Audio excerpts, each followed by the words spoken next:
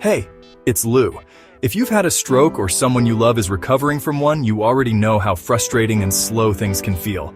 Brain fog, shaky hands, constant fatigue, and no one hands you a step-by-step recovery guide. When I was stuck in that fog, I didn't want some miracle promise or motivational pep talk. I just wanted something that worked. Something that could help me get my brain and body back, even just a little bit. Turns out that something was Lego. Now, I didn't discover this from some rehab textbook or medical trial. I stumbled into it by chance. I thought I was just improvising. But the more I used it, the more I started seeing real results. Then I did the research. And what I found shocked me, because I realized I wasn't the only one. People across the world, stroke survivors, brain injury patients, therapists, have been quietly using Lego for years to rebuild fine motor skills, improve focus, boost memory, and reconnect with their confidence.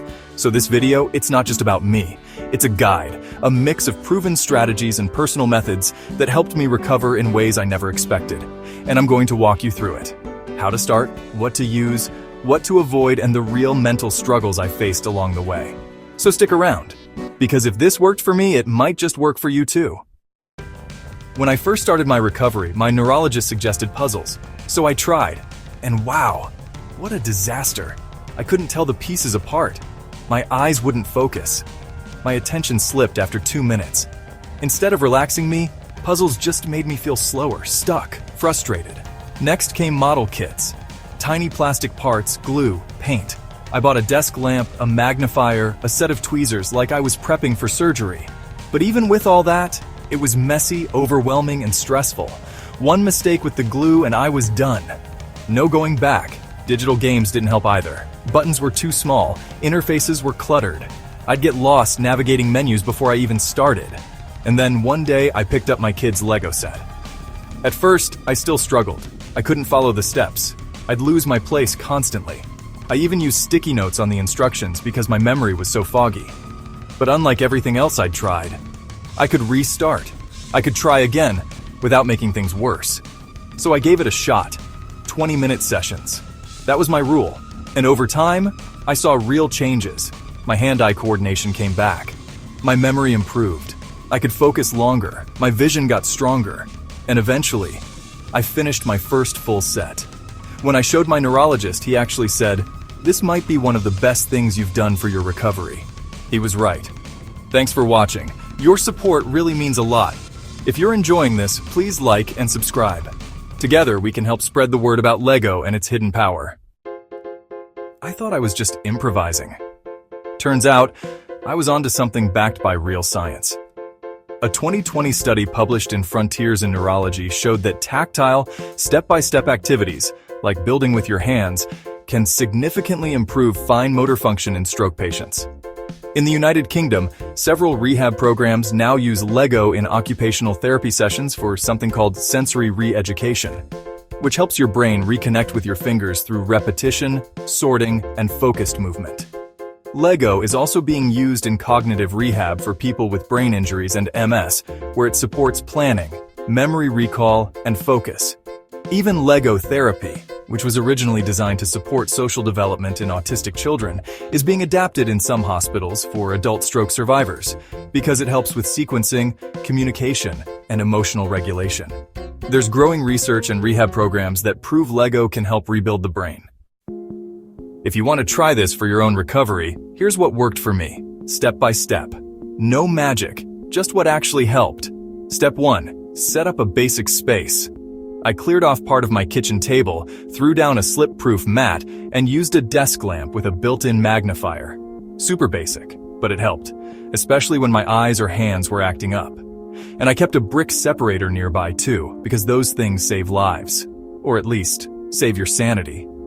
Step 2, use what you've got. I didn't go out and buy anything fancy. I just raided my kids' old sets. Half-built stuff, random pieces, whatever I could find. No pressure to finish a masterpiece. Just building anything helped get me going. Step 3, keep track of your steps. Early on, my memory was awful. I'd forget what part I was on 2 minutes in. So I used sticky notes to mark where I left off in the instructions.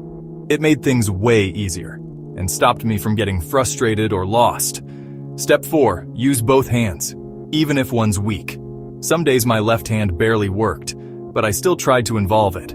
Holding bricks, supporting a base plate, even just helping sort. That little bit of movement helps reconnect the brain more than you think. Step 5.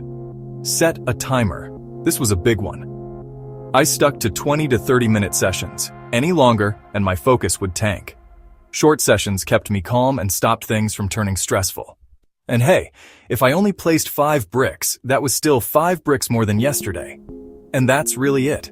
Nothing fancy, nothing perfect. Just showing up, setting a pace, and letting the bricks do their thing. That's what worked for me.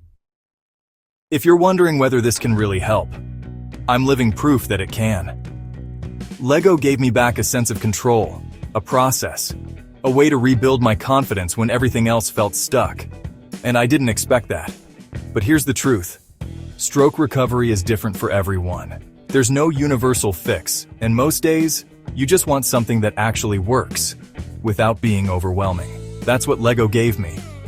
So what should you expect if you try this? Not perfection, not instant results, but steady, simple wins.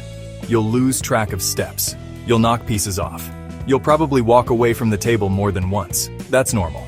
That's recovery. But with dedication and over time, it adds up. You're rebuilding you, so try it. Give yourself a space, a timer, a set. Use what you've got. Start where you are. If this guide helped, I'd love to hear from you. Leave a comment. And if someone you care about is going through recovery, send this their way. I've added links in the description to the official Lego store and to Amazon Marketplace to find the right sets and tools you need. And please hit that like button, maybe even subscribe. This channel isn't about perfect recovery stories. It's about honest ones. And hey, if Lego helped me rebuild after a stroke, maybe it can help you too. Thanks for watching, and remember, life's better with Lego.